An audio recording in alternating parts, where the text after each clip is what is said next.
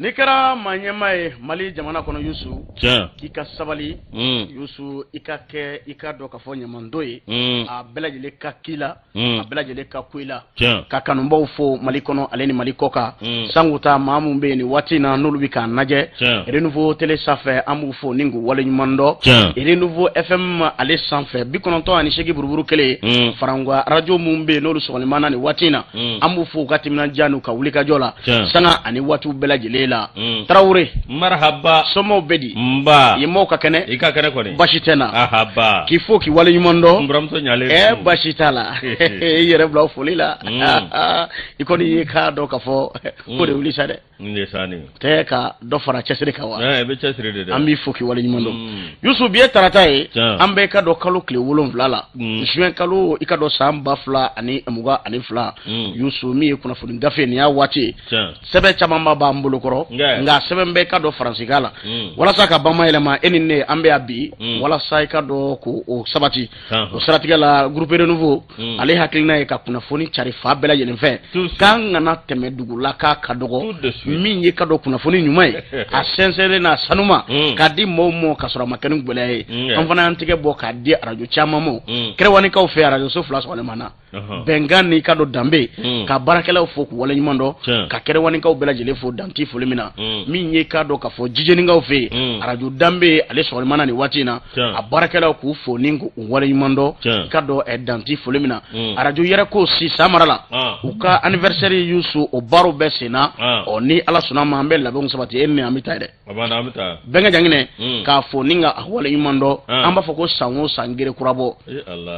bɛnkɛ janginɛ ni fana ja bɛ se ko la a bɛ se ko la dɛ an bɛ waati min I n'a fɔ sisan a ye fɛɛrɛ de sigi sen kan janjo masa bɛnkɛ ni awɔ janginɛ ni janginɛba janginɛ morceau a b'a bolo dɛ janginɛ mego awɔ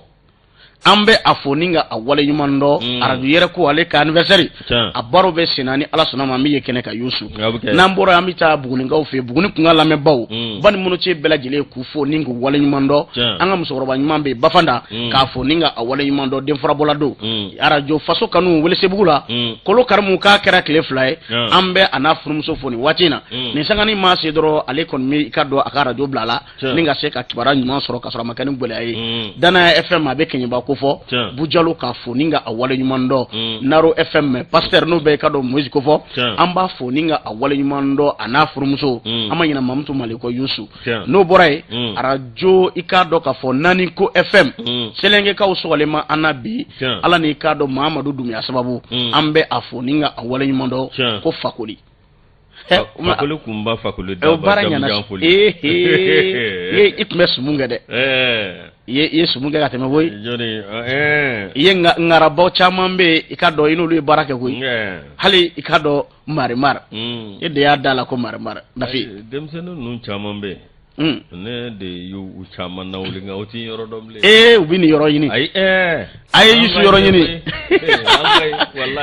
Yusu n'an bɔra yen an bɛ taa I ka dɔn ka fɔ Jɔngaga FM a bɛ yɛlɛmani ko fɔ an bɛ yɛlɛmanikaw fo ni k'u waleɲuman dɔn danti foli min na radio Tiɲɛdugu Amadi Daɲɔn n'a ka cɛdon kariri kɔnɔna na an b'u fo ni k'u waleɲuman dɔn radio Mamilɔn Kebila ka Kebila ka bɛɛ lajɛlen fo ni k'u waleɲuman dɔn ka dɔn Lagare k'a fɔ a ka wulikajɔ la sanga ani waati radio Mamilɔn Tamani ka baarakɛla bɛɛ lajɛlen fo ka Tamanika bɛɛ lajɛlen fo ni k'u waleɲuman dɔn an ma ɲinɛ PDG ba kɔ a fɔ Bekayi Kɔnɛ I ka dɔn Sikaso Bekayi Bamakɔ Bekayi Mali Bekayi an b'a fo ni waati in na radio Tisan kɔnɔna na ka n'a baaraɲɔgɔn bɛɛ lajɛlen fo ni k'u waleɲuman dɔn radio Wan a bɛ Tomiya ko fɔ ka Tomiyaka bɛɛ lajɛlen fo ni k'u waleɲuman dɔn Yusu n'an bɔra yen Aba FM Mohamed I Mayiga n'a ka cɛdenw an b'u fo ni k'u waleɲuman dɔn Yuwarukaw fɛ nin waati in na ka foli ni tanuni ta ka ɲɛsin radio Dakan a baarakɛla bɛɛ lajɛlen ma Maraka kungo ni waati in na min ye Donba FM ye ka baarakɛlaw fo ni k'u waleɲuman dɔn Zumana I ka dɔn ka Keita Karantobiri ka ninnu bɛɛ lajɛlen fo danti foli min na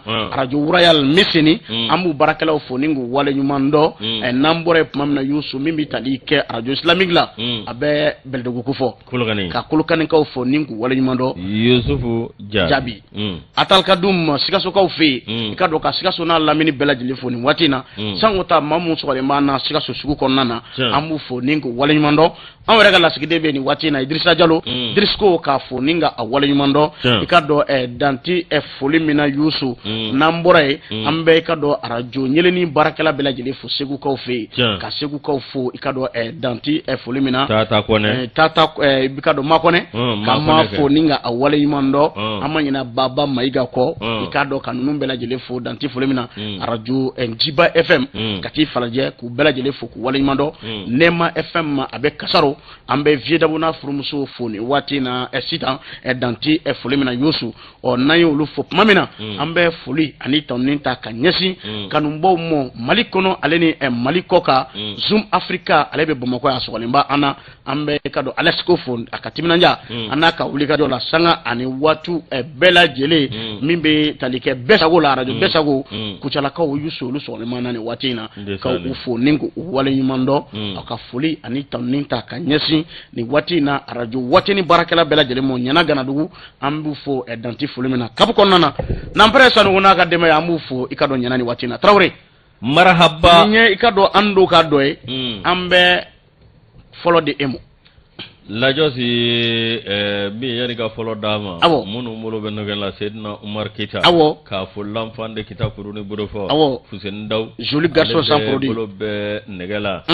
n'o bɔra awɔ k'a dɔn Zɛri ale bɛ difu la ka taa se Jamadugu Kunbo Kɛfa ma an b'a fo Kuyate Awa Keita ka maaw bisimila Lajosi n'o bɔra Marindaw fo ka taa se Tamura ma Mamadu Tamura n'u bɛɛ lajɛlen fo k'u waleɲuman dɔn Lajosi Kunbɔlaw e adima ane adima tardi Lajosi awa mi an ka fɔ ko i burankɛ ko Ala ka nɔgɔya kɛ ko Sekɔrɔba lagare cɛ bi alhamdulillah ko Ala ka nɔgɔya kɛ bisimilah Ala ka nɔgɔya kɛ arajo i ka dɔn ka fɔ an bɛ MC la joie fo ni waati na Masa Kɔrɔkura arajo Yankadi ka baarakɛla bɛɛ lajɛlen fo 88.5 k'u bɛ k'an lamɛn ni waati na bisimilah Lajosi awa min ye an bɛ sɛbɛn ta sɛbɛn min n'an b'a ta o ti dɔwɛrɛ soir de Bamako soir de Bamako a délégation ba min ye magobatigiw ye Tirkiw fɛ yen olu kɔni u ka kan ka cun an ka faaba kɔnɔ yan n'o ye Bamakɔ ye Bamakɔ Lajosi ninnu magobatigi minnu don Lajosi ninnu ni anw ka magobatigiw a n'anw ka jamana ɲɛma nana aw ka dɔn min ye ka ɲɔgɔn ye kɛ ɲɔgɔn ye a bɛ tali kɛ mun kan min ye aw ka dɔn ka sira dayɛlɛ an ni ɲɔgɔn cɛ sanni feere ani yiriwa sira Lajosi min ye chambre d'industrie de Mali n'a ɲɛmaaba ye aw ka dɔn Youssoufu Bacili ye Youssoufu Bacili ale ni i ka dɔn ninnu fana ka chambre de commerce a ɲɛmaaba i ka dɔn ani homme d'affaires olu na ɲɔgɔn ye min ye aw ka dɔn tiɲɛ yɛrɛ la maa min bɛ Youssoufu Bacili dɔn ni chambre de commerce a ma ɲɛmaa don i ka dɔn awa fɛn fɛn bɛ yen n'o ye hɛrɛ ye n'o ka kan ka ɲɛsin jamana in ma Lajosi aw ka dɔn min ye n'a y'aw sigi a ti wuli ten dɛ a baara banna i kan ka min kɛ jamana ye o baaraw sigi sen ka joona a banna Youssou Bacili n'a ni aw y'aw sigi ka ban min ye aw ka dɔn a ti wuli ten gansan Lajosi a na ko sugu bɛɛ lajɛlen kɛ min ye jamana ka bɛ se ka tɔnɔ bɔ cogo min a ɲɔgɔn ye la o de kɔnɔna na sa min ye aw ka dɔn aw ni nin yɔrɔ kofɔlen n'o ye Tirki ni ɲɔgɔn cɛ ministre min bɛ yen n'o ye ministre de commerce Mahamudu Ould Mohamed i k'a dɔn ale ni ninnu na ɲɔgɔn ye caman kɛ jago ministre don ale ni u na ɲɔgɔn ye a n'a kɛ awa juin kalo tile 8 hôtel Radisson a bi kɛ nin nɔ wa min ye Istanbul min ye Mahamudu Ould Mohamed ale fana ale wuli ka jɔ kɛ min ye aw ka dɔn tiɲɛ yɛrɛ la ka taa nin yɔrɔ kofɔlen na walasa an bɛ se ka ɲɛtaa sɔrɔ cogo min na n'i ye jateminɛ kɛ i b'a ye k'a fɔ Tirki ni Mali cɛ bɛn ni kelenya de b'an ni ɲɔgɔn cɛ ni hakili b'a la ni maaw hakili b'a la min ye Tirki ale ani anw ni ɲɔgɔn cɛ miliyɔn 40 dolari wari san 2016 n'o tɛmɛna ka bɔ yen min ye ambassadeur n'o ye Tirki lasigiden min bɛ Mali kɔnɔ i ka dɔn o kɔni y'a jira k'a fɔ Tirki awa ale ni Mali ni ɲɔgɔn cɛ dɛmɛɲɔgɔnya caman de bɛna yiriwa wa ɲɛtaa caman o de bɛna kɛ an ni ɲɔgɔn cɛ ani ɲɔgɔn dɛmɛ caman o de bɛna kɛ an ni ɲɔgɔn cɛ min ye tergiye u ye katikati mugan u y'o di Maliba min ye an ka protection civil n'o ye awa sapeur pompier ka jɛkulu ye n'o tɛmɛna ka bɔ yen Lagos awa min ye an ka gouvernement ye gilet pare-balle o 800 ani 800 dɔw y'u sigi plateau kelen kan ko sati dɔ bɛ yen ko anti parabal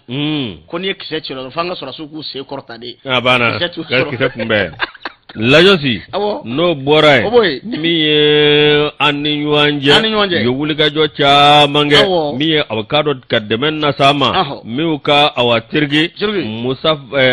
Murafɔ Mustafa min ye aw ka dɔn o fana bisimilara min ye Choguel Kokala Mayiga e ka dɔn awa min ye tiɲɛ yɛrɛ la dɔwɛrɛ tɛ an bɛ se ka taa ni ɲɔgɔn ye cogo min na an bɛ se ka taa ni ɲɔgɔn ye ka baaraw kɛ ɲɔgɔn fɛ cogo min ka kow bolo da ko min bɛ kɛ an jamana fila bɛɛ lajɛlen ka nafa sɔrɔ ye Ala k'an kun lajɛ Ala ka sababu ɲuman d'an ma ni sɛbɛn maa min ka sɛbɛn don o ye Mayimuna Dunbiya ye an bɛ Mayi fo ka waleɲuman dɔn indicateur Giro Nouveau Youssou ale kumana a ko min ye furancɛ fanga ma ɲɛma a fɔ colonel Assimi Goïta Youssou ko min ye k'a dɔn transition ye furancɛ fanga k'a y'a préparé latigɛ kununko ni sariya sɛbɛnw tali ye Youssou parce que b'a ko ni maaw hakili b'a la sigikafɔ senfɛ sigikafɔba min kɛra anw ka jamana kɔnɔna na hakilina caman dira ko maaw ko hakilina di k'a dɔn furancɛ fanga ale waati kɔni nga o hukumu kɔnɔna na dɔw ko san 5 bɔɲɔgɔnko nga i k'a dɔn k'a fɔ a taara sen tɛ maaw ɲɛkɔrɔ a laban tun bɛ maa min bolo o y'i k'a dɔn furancɛ fanga maa ɲɛma ye n'o bɛ colonel Assimi Goïta ko fɔ ɔ kununko a kɔni y'a jira k'a fɔ ko min ye i k'a dɔn transition kuntagala ye malidenw an yɛrɛ dama ni ɲɔgɔn cɛ yan ɔ Youssou ko i k'a dɔn kalo 24 a préparé tigɛra ale fɛ kununko Youssou hali n'a sɔrɔ i ka dɔn CEDEAO jamana o maa ɲɛmaaw ye sigikafɔ dɔ boloda u ni ɲɔgɔn cɛ ɲɔgɔn ye balilen a kɛra sibiri don kalo tile 4 juin kalo san 2022 o senfɛ i k'a dɔn ka fɔ sigikafɔ in na i ka dɔn fɔ ka bɛn ma kɛ a ko kɔni da la bari sabula hali hakilinaw ma se k'a sen sɔrɔ Mali kunkanko kibara ka Youssou a ko da la min ye anw ka jamana Burkina Faso La Guinée olu kunkanko kibara de kunsigi bɛ sen a ko da la walasa i ka dɔn gɛrɛndɛ min bɛ anw ka jamana n'o bɛ sanction ko fɔ o bɛ se ka wuli cogo min na Youssou nka o ma bɛn fɔ la a ko da la o kɔni wulila o cogo la Youssou ɲangini tora a sen kan Youssou a ko ni Ala sɔnna ma kalo tile 3 natɔ n'o bɛ juillet kalo kɔni ko fɔ o n'a sigikafɔ dɔ fana boloda u ni ɲɔgɔn cɛ kuma kun kelen in don anw ka jamana i k'a dɔn tasiraw ni kalasiraw furancɛ fanga kunkanko kibaruya ka se k'a bɛɛ lajɛlen warawala ka ɲɛfɔli kɛ ani kalafiliw labɛnniw o baaraw bɛ se ka sen sɔrɔ cogo min na n y'a fɔ ko sigikafɔ yɛrɛ daminɛ la min kɛra an ka jamana kɔnɔ sigikafɔ bala ni malidenw farala ɲɔgɔn kan ni k'u hakilina di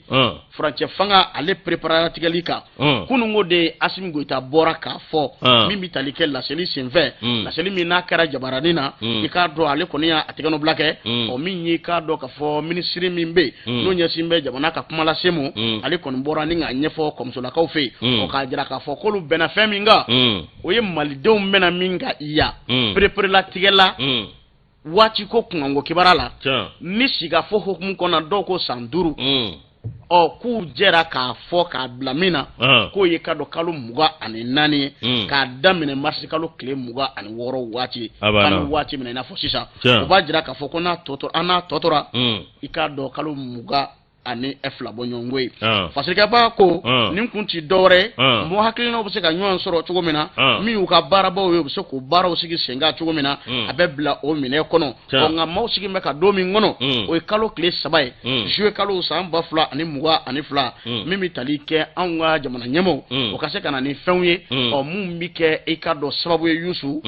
kalafiliw labɛnniw ani tasiraw ni kalasiraw o bɛ se ka jira jɛma la cogo min na walasa k'an bɔ nin gɛlɛya kɔnɔ i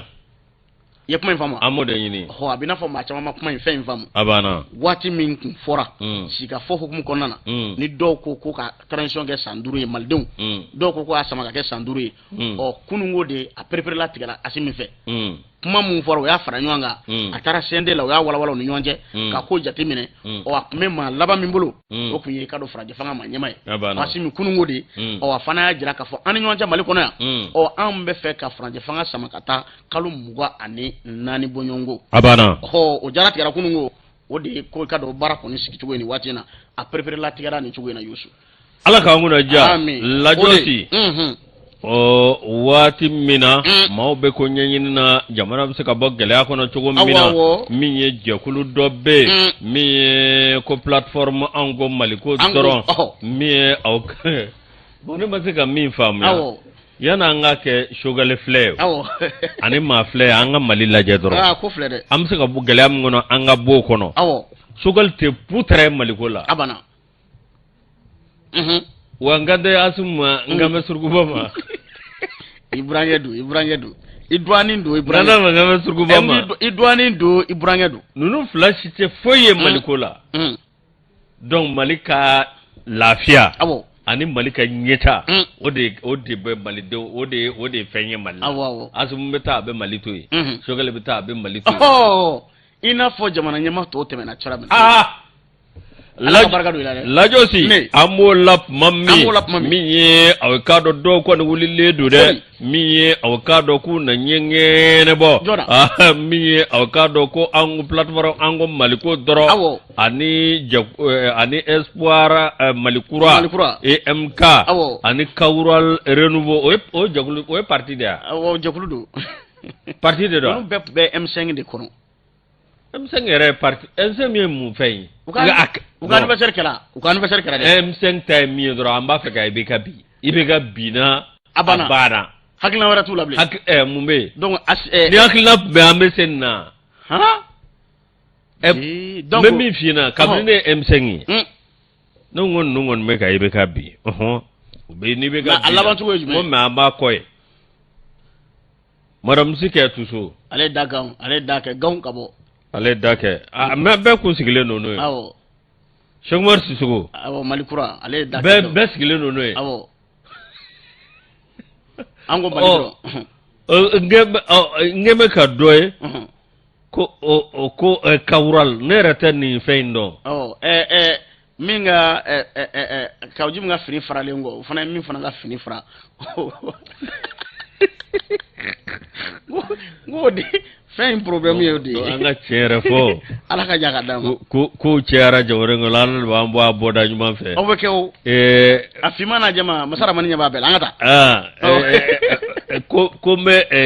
sebaaya ni dɔnbaya ɲini jagoya nka dɔn lasi ne ma kɔlɔsi i laban i bɛ kɛ n yɛrɛ k'i yɛrɛ furufara lasi aw ka dɔn ninnu kɔni ka furusa a se ka bɔ maa lafiyewu min ye Madame Sikɛ Tuso furudenw wele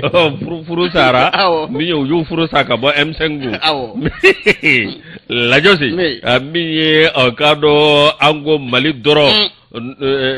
Madame Sikɛ Tuso ale comité stratégique o maa kɔrɔ ye n'o bɔra ye min ye Kawural ani EMK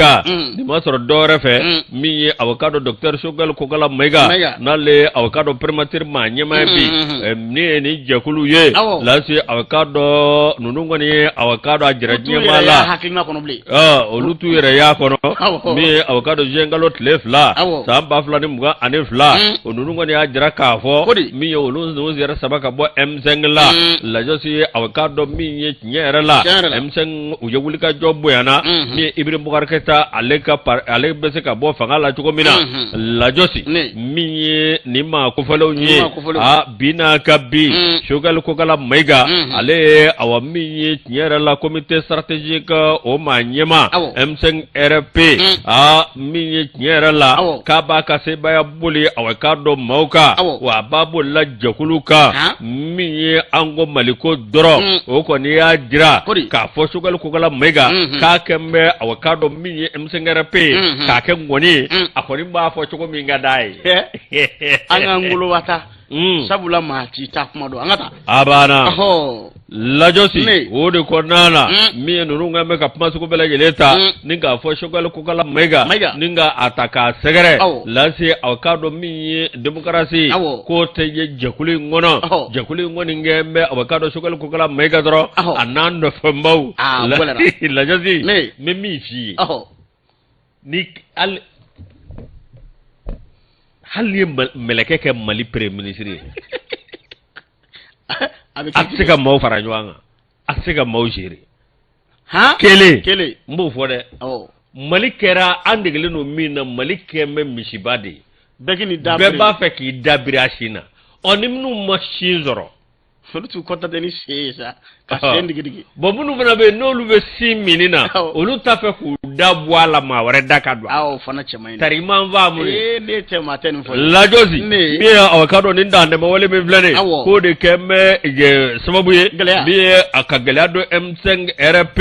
o konana la jozi awami nyera la be ka fo ko akil na warabe awashogal ko kala mega ale no fe ka toro ka temani mbela jeleka olu tunu sigite nungu bolo da usinga o minye nyera la ku ka karoti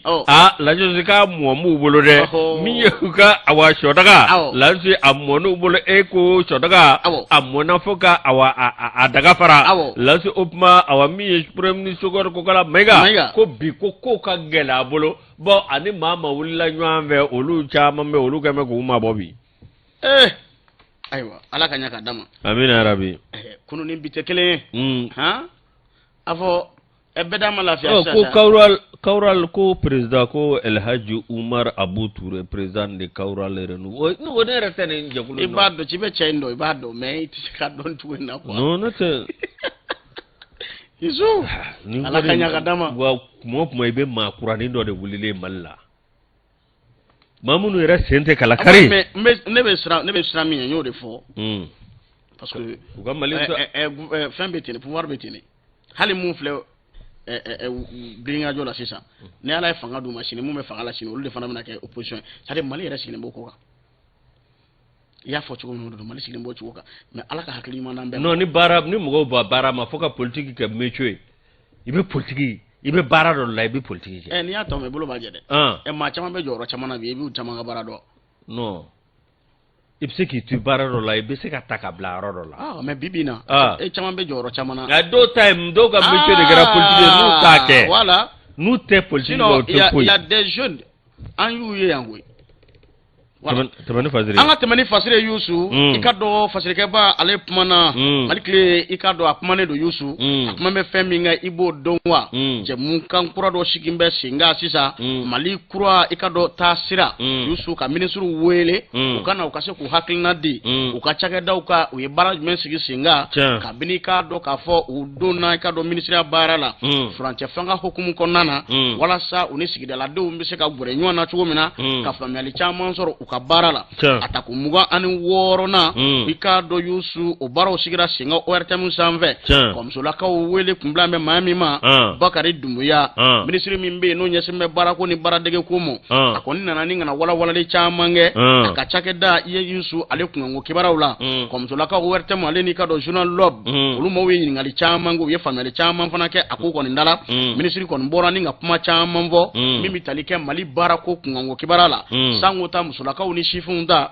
ye bara musiki singa ka chama mana o yusu ni ja temene chama nge kanga jamana nyemo ka fero siki singa wala sabara tanya sika kele chomina anga jamana konnana o bara ba chama ngon ngara sabuye ninga beni so ba chama ye bibina gouvernement manyema o be ka do docteur sugal ko kala maiga bolo o la ni min fana kera afa min ye ka do ministry so fenfe be begla jele kase ki jeni yoro fi ka chake dala wala sayiri wo baro se ka sabati chomina o de kamo bakari dumuya ministry mimbe na nyesime barako ni baradege ko mo jamana kono ale chamange akabarawla o baramu fara ni nyedi mi fura do ni mawbi ka chamanye minye ka do musulakaw ale shifu oluka barako kungo kibara konna o yusu ko irwa chamangera oro chamana oni dume jate mine koninge kabini kalo kleta ani saba juin kalo samba fla ani muwa ani kele o premier ministre koniye barabo chamanfo o minye chakedo yo olubise ku wasado barawla chugomena uka ikado chakedo o yiriwali kamo sanguta ministry so chama mimbe anga jamana konnana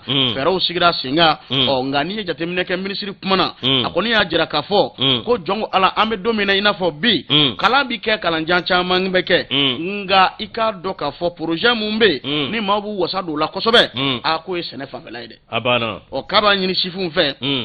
u ka fɛɛrɛw sigi sen kan u k'o cakɛdaw baaraw sigi sen kan walasa u bɛ se ka dɛmɛ caman sɔrɔ cogo min na dɛmɛba ɲumanw olu b'u wasa don o caman na anw ka jamana kɔnɔna na Yusu o tɛmɛnen kɔ min ye yiriwa caman ye jamana kɔnɔna na ɔ baaraw bɛ se ka sabati cogo min na walasa baaratanya ka kɛlɛ jamana kɔnɔ ɔ k'u y'o baarabaw fana sigi sen kan an bɛ don min na komi bi k'a fɔ ko duguba dɔrɔn don k'o tɛ dɛ togoda fara i k'a dɔn duguba kan min ye baarako kunkanko kibaruw ye maaw bɛ se ka yiriwa sɔrɔ ni fɛn fɛn ye ɔ Yusu ko ni kɔrɔ de bɛ ka fiyɛ baaraw la anw ka jamana kɔnɔna na k'a kɛ ni nin minisiriso i ka dɔn a ka baaraw sabatili ye ka fara o kan min ye arabu kalannaw ye ɔ k'olu ko ɲinan kɛ u kɔ ko ɲinama k'u kɔ dɛ u kɛn bɛ ka fɛɛrɛ dɔ sigi sen kan ka kɛ ni conseil des ministres dɔ sen fɛ u y'a ko da tabali kan a jirala k'a fɔ olu fana ka yiriwa baaraw olu bɛna sigi sen kan o fana ka se ka baara sɔrɔ ka sɔrɔ a ma kɛ ni gɛlɛya ye o baaraw olu fana bɛ ka sabati dɔɔni dɔɔni a y'a ka cakɛda ɲɛfɔ ɔ k'a jira k'a fɔ baarako bɛ don min a danga min na an bɛ don min na komi bi Mali kɔnɔ a Yusu ko caman bi ka kɛ a baaraw kɔni na a kɛra sababu ye k'a dɔn a ka caman fana maana o maaw ka se ka faamuyali caman sɔrɔ cogo min na sango ta o sinsinnen bɛ fɛn min kan sifinw ni musolakaw olu bɛ se ka baara ɲuman sɔrɔ cogo min na olu ka baarako bɛ se ka ɲɛnabɔ cogo min na ni projets ye ni formations ye olu caman ba sigira sen kan u ye k'a dɔn k'a fɔ sifin 300 bɔ ɲɔgɔn ko Yusu k'olu bila sugubulon kɔnɔna na u ka yiriwa baaraw sabatili kama ɔ k'an bɛ don min na komi bi dɔɔni bɛ ka kɛ a bɛɛ lajɛlen kɔnɔna baaratanya tɛ se ka kɛlɛ ka ban pewu nka seko ye fɛn min ye i k'a dɔn k'a fɔ ale ka minisiriso na a seko kɛ o bɛɛ lajɛlen la a n'a damajira bɛɛ lajɛlen walasa i k'a dɔn nɔnbaba bɛ se ka bɔ ko la cogo min na anw ka jamana kɔnɔna na o de kama k'a b'a ɲini k'a dɔn sifinw fɛ min ye sɛnɛko kunkanko kibaruya baaraw ye u k'u sɔnni sigi o baaraw kan jamana kɔnɔna na ɔ n'i ye jateminɛ kɛ o de bɛ kɛ sababu ye dɛmɛ ni dɛmɛ bɛ taa ka ɲɛsin u ma tiɲɛ don u ni cakɛda caman bɛ baara la organisation caman ba u n'i k'a dɔn k'a fɔ jɛkulu caman bɛ baara la olu bɛɛ lajɛlen bɛ ka baara in nafa sɔrɔ dɔɔni dɔɔni ɔ gouvernement fana bɛ baara min na bi a Yusu k'a dogo tɛ maa si la sanjikɔrɔ wɔsi k'o de ti dɔn o de kama k'a b'a ɲini k'a dɔn k'a fɔ sifin bɛɛ lajɛlen fɛ an k'an tɛgɛ di ɲɔgɔn ma jamana waati ka gɛlɛ nka n'an y'an tɛgɛ di ɲɔgɔn ma ɔ yiriwa bɛ se ka sabati jamana kɔnɔ ni fɛn fɛn ye o baaraw bɛ kɛ sababu ye ni ka jamana kɔni i ka dɔn taa ɲɛ k'a fara o kan k'a tɛ sɛgɛn a tɛ ɲina k'a b'a ɲini sifinw fɛ a Yusu min ye k'a dɔn k'a fɔ secteur agricole o tɛ sɛnɛ ni sɛnɛ kunkanko baaraw ye wa ko sifinw b'u ɲɛsin o ma kosɛbɛ o ye yɔrɔw ye yɔrɔ mun n'o bɛ kɛ sababu ye i k'a dɔn dɛmɛ ni dɛmɛ bɛ ta ka ɲɛsin ma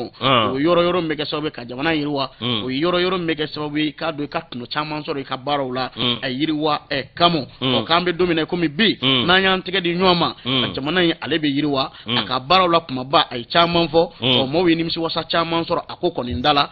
Bakari Dumuya minisiri min bɛ yen n'a ɲɛsin bɛ baarako ni baaradege ko ma ɔ k'an bɛ don min na komi bi k'a cɛsirilen don a ka cakɛda in na ɔ yiriwa sabatili kama sifinw ka baarako musolakaw ka baarako sango ta baarako tanya bɛ se ka kɛlɛ cogo min na ni ka bɔ anw ka jamana kɔnɔ n'o bɛ ba Maliba ko fɔ ko yiriwa baaraw k'olu bɛ ka sigi sen kan Yusu an y'a bɔ i ka dɔn Mali tile kura kɔnɔ Mali tile kura ne y'ale bila min ye aw ka dɔn tile kura tɛ Mali la an bɛ Maliden kura de ɲini an bɛ Maliden kura de ɲini an bɛ Maliden ɲuman de ɲini n'o tɛ Mali tile don Mali tile Mali tile don Mali tile bɛ Mali tile an y'a bɔ de kɔnɔ an bɛ Maliden jɔlenw de ɲini jamana kanubaaji jɔlenw ani jamana hinɛ bɛ minnu na ani minnu bɛ jamana fɛ lajɔsi min ye an bɛ sɛbɛn da sɛbɛn min n'an b'a ta o ti dɔwɛrɛ Soir de Bamako ale kumaden don a ko semasi ninnu kɔni kɛ bɛ aw k'a dɔn ko min ye k'u ka jɔsɔni kɛ ni ka ɲɛsin aw min ye Choguel Kokala Mayiga min ye walasa a bɛ se ka dankari a la cogo min na lajɔsi jan caman bɛ Choguel Kokala baara ye Choguel Kokala Mayiga a n'a nɔfɛ maaw min ye olu jɔlen bɛ se ka kari cogo min na min Fasiriba o kɔni y'a jira k'a fɔ ninnu kɔni aw ka dɔn a seka ka bɔ maa la min ye farali kɔni o bɛ nin jɛkulu fila ni ɲɔgɔn cɛ n'o ye Semasi min ye ani M5 RP Imam Mahmud Diko ale aw bɛɛ lajɛlen b'a dɔn M5 RP a minye ale de togobaka la josi minye awkado anga nin karamugo ke lasi awkado tinyere la ebe ka fo awamiye mado be mamudigo aka association de coordination de buma association de soutien a minye a lima mamudigo la josi awamiye nunu yella jeke ba dalabu minye awkado tinyere la alaje bela jele awkado ma minye si mami ma minye premier ministre aleni awkado autorité moral koro nunu bela jele me M5 RP angana kundu wa wachilo abana lajosi miye awkado tinyere la semasi mau olu ko ni ya jira ka fo awa minye tinyere la a minye gelabe kataka se moma mi awkado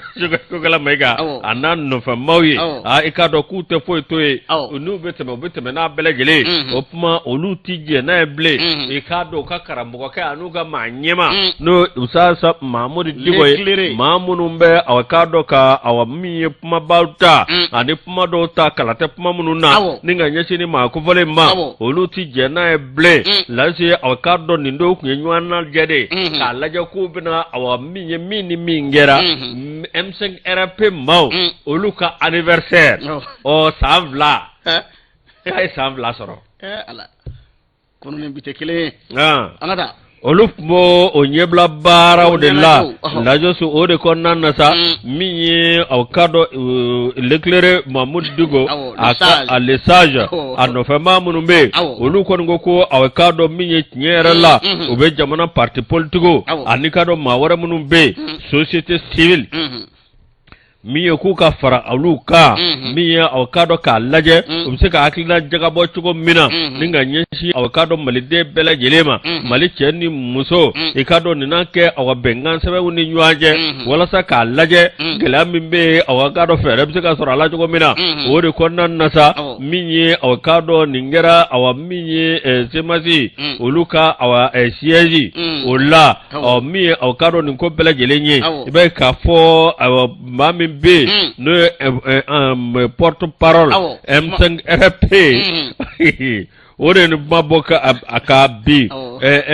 porte-parole koroge M5 RP lajo si awkado tinyere la ibe ka fo ni mi vleni mi wa ali B ma bisika fo shugal ko gala mega albi gele ko nda be ka segere albi nyenge ne bole do Allah lajo si ne be mi wo i shugal ko gala mega o i semasi wo i ma wara wo ango mali doro note anti politique don anti balala wa nda nyini nga ke politique ambi nyini bi jamana ngabe kan tega di nyoma anga ndega di nyoma jamana ngabe kadu dakle fe ka bo dakle fe lajo si anga ke ambela jelinga ke arme kele bi ka nyeshi juguma o kafsa anyere ka nyugo farafara ame nyugo farambo de don transition wakati ne atiteme wakati shika no ni fema dama o kulendo amula de munga dama joroke e ko chugodi ay hakino nyo soro fando de kamo o ma malibe absega joro o man ko jega ko mo na kamiga ni jega maklaw kan ga chugodi nene man ta soro itatinya koroda odoge resirano ni malide ambe aya green ke na ya green nyo ve mo shega wara anga wara ka jaga wara fa doga o goroda ya la kabina na soro sa ga chugodi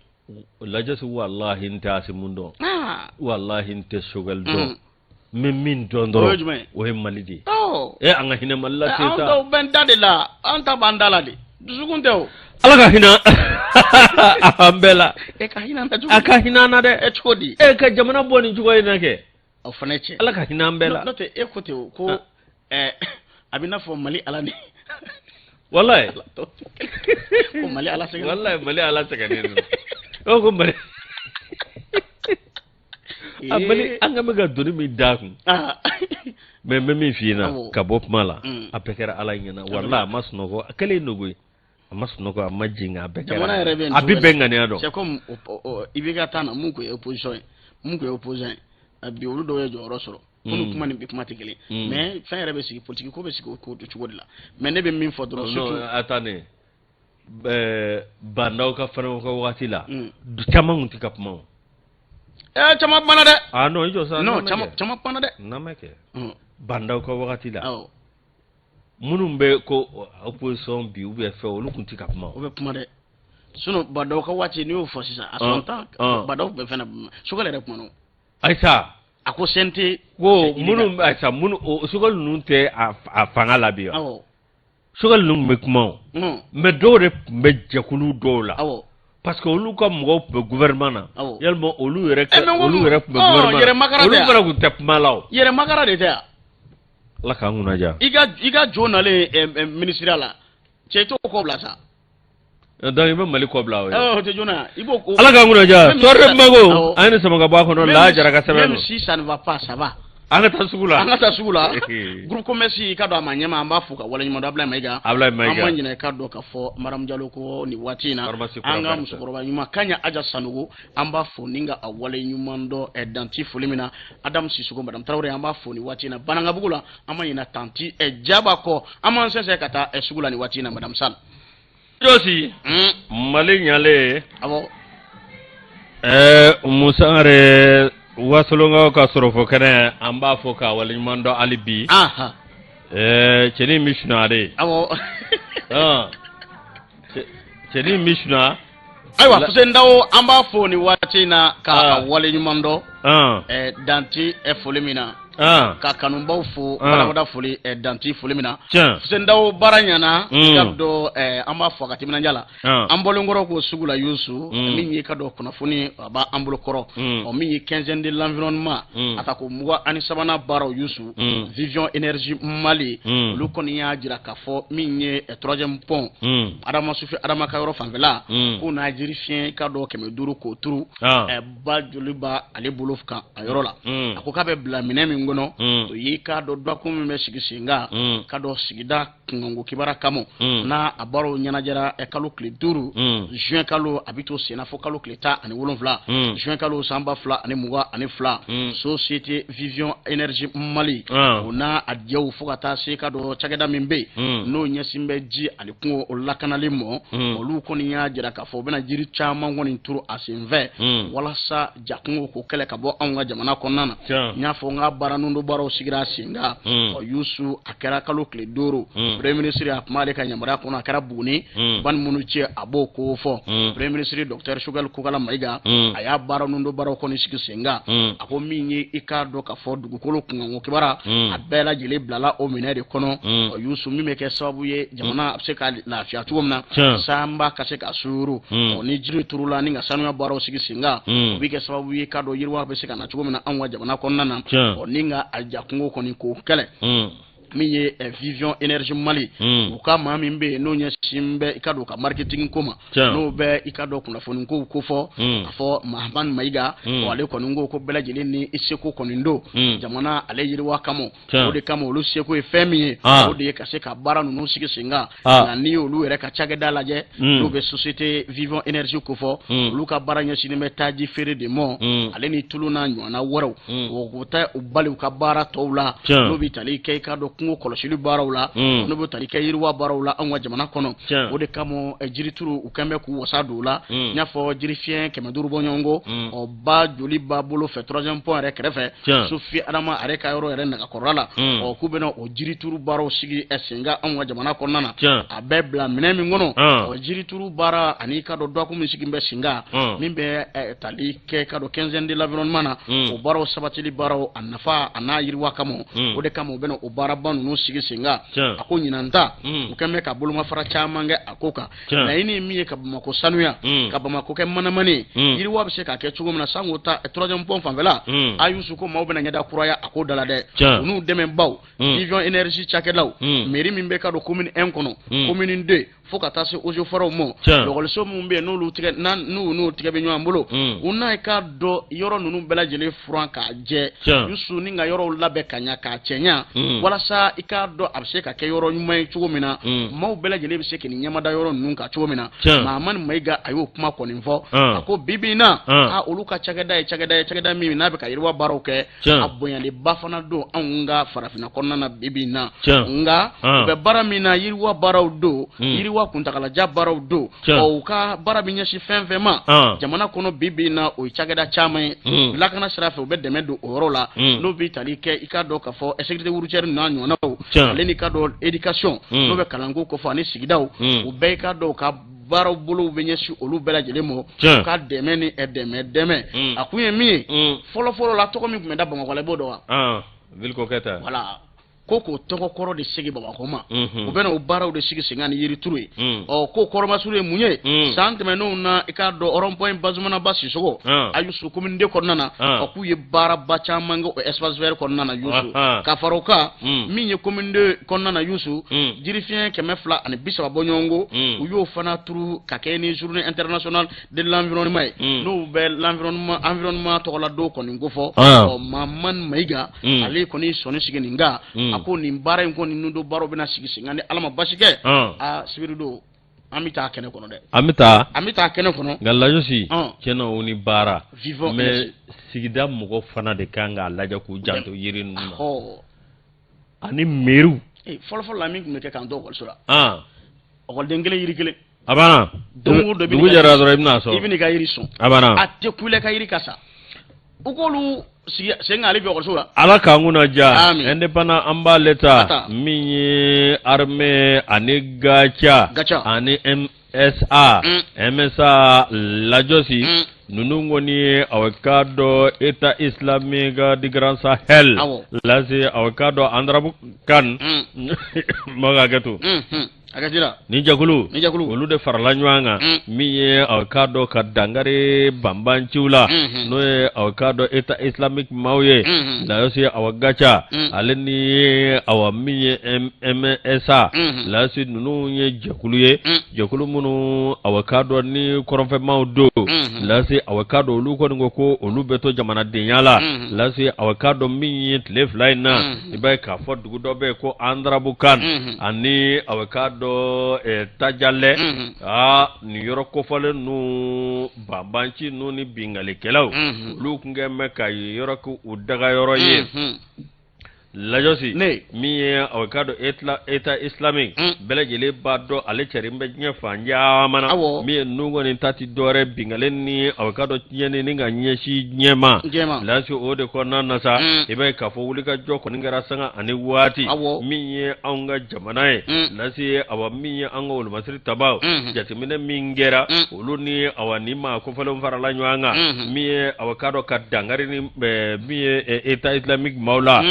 u ka daga yɔrɔ n'o tɛmɛna ka bɔ yen min ye yɔrɔ dɔ bɛ yen ale ni Andarabukan ni ɲɔgɔn cɛ kilo 4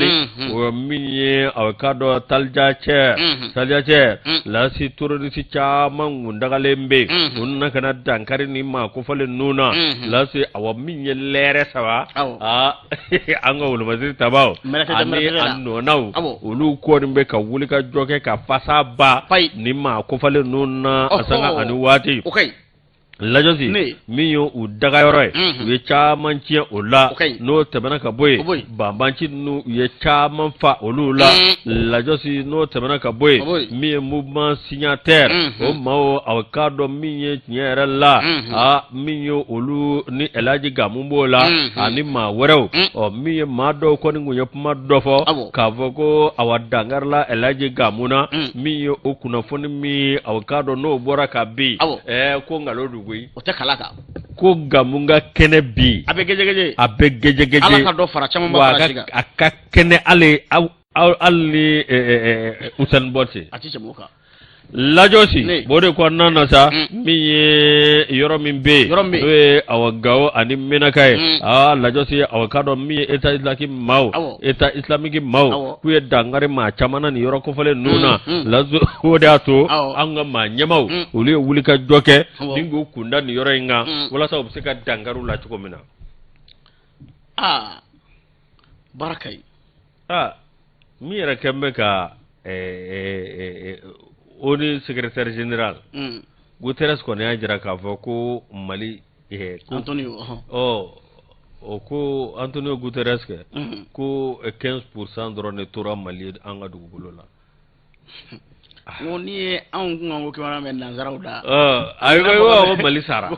ko ani ni ye an kuma ko kibara me video manu ko ko fe tanga oni France de nyana wali oni fleni oni États-Unis ani européen olu de takera oni an kuma ko kibara me ora to ne ngo yani oni kanga ke atefa chife chaka chama jama abana nga an kuma ko kibara yusu ni ame ko ka mo bulu ba ko no ko mali wili to ne ngo kaba ko do ngo ese ngo ame ambe yoro kelem no kelendo wa aw be ko ka menu yan ngo kibara ta bisinga kabako ka ko wuli ka jote ka singa mo bi jasira ka so no alabe amu ere ba kono ya mangudu kolo min te ka an doro an yɛrɛ ma an ka ɲɔgɔn minɛ dɔrɔn mali tɔ dɔrɔn de an ka ɲɔgɔn minɛ dɔrɔn yusu an ka ɲɔgɔn minɛ a kun ka kɛnɛ kosɛbɛ enquêteur ale kumanen bɛ RPM kɔnɔ bi farfarali bolo dara yusu comité général du bureau politique national RPM a ku ye ka dɔ résolution min kɛ ko cour d'appel ya a bɔ a ma yusu affaire bɛ jɔn ɲɛkɔrɔ sisan cour suprême sama-samali bolo dan bɛ u ni ɲɔgɔn cɛ gesedala u ni ɲɔgɔn cɛ bibi na ko gɛlɛya kɔni bɛɛ sirikɛbaga ko ni dɔw bɛ k'a ɲini k'a ɲa a dɔw bɛ olu fana bi k'a tiɲɛ n'i ye k'a dɔn k'a fɔ RPM yɛrɛ ta k'a lajɛ bi yusu ko min ye clan fila o de bolo dalen bɛ a kɔnɔna na dɛ ka kɛ ni kibaruya sɔrɔ cogo kɔni ye Bouakari Tereta ɲɛmaya b'a bolo bi a bɛ wuli ka jɔ la sanga ani waati maaw bɛ se ka fara ɲɔgɔn kan cogo min na bɛɛ ni kɛlɛ bɛ se ka sabati u ni ɲɔgɔn cɛ waati min na ale b'o baarabaw la o ko maa wɛrɛ bɔ bɛ nin waati in na Babari Gano n'a ka cɛdenw n'a ka maaw de fana wulilen bɛ nin waati in na Bouakari Tereta a senkɔrɔma bɛ se ka cɛ cogo min na min ye bɛɛ lajɛlen bɛ bolibolo la fɛn min nɔfɛ o y'a ɲɛmaya ye leadership tɔnku kɛra ba leadership alo de ye Mali ye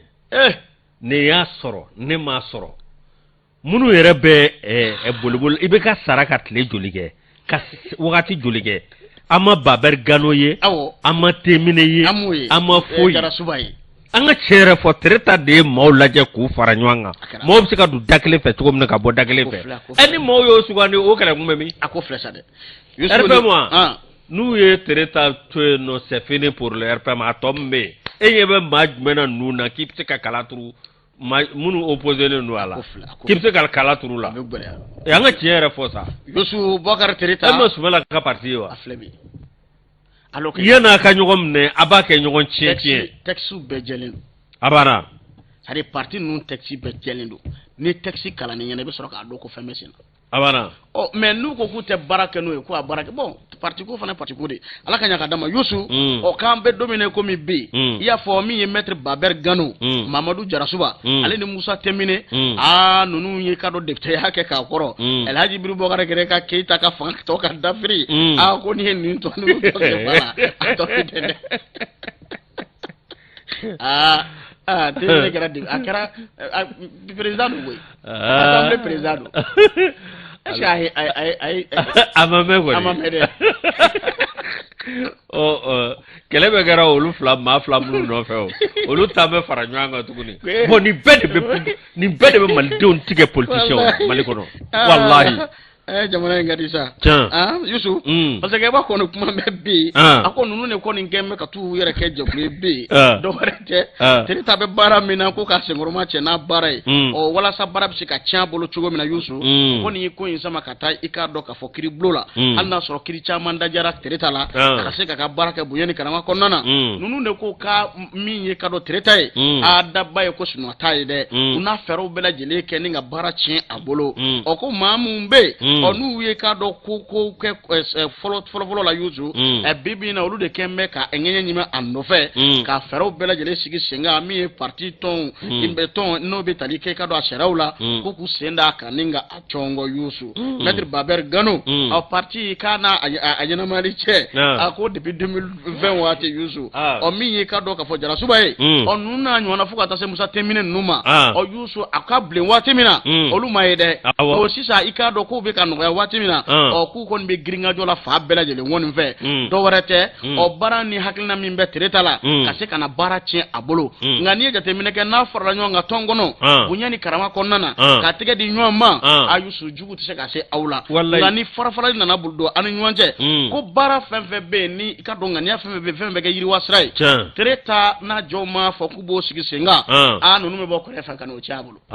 o de ye baara la gɛlɛma yɔrɔ ye dɛ laɲini kɔni bɛ bi u ye ɲɔgɔn sɔrɔ i ka dɔn kubeda kɔni na affaire jugera i ka dɔn kalo tile 2 marisi kalo san 2022 o kɛra i ka dɔn k'a fɔ sigida filanan tribunal kɔni na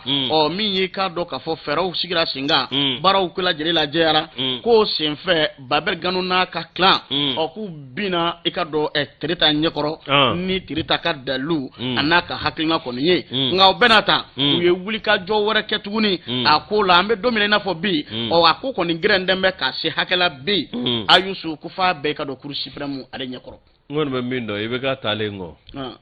Ala ka hinɛ la yɔrɔ ni i ye parti mara ka se yɔrɔ dɔ la e de jɔlen n'a wariko n'a fɛn bɛɛ e de b'a tɔgɔba sɔrɔ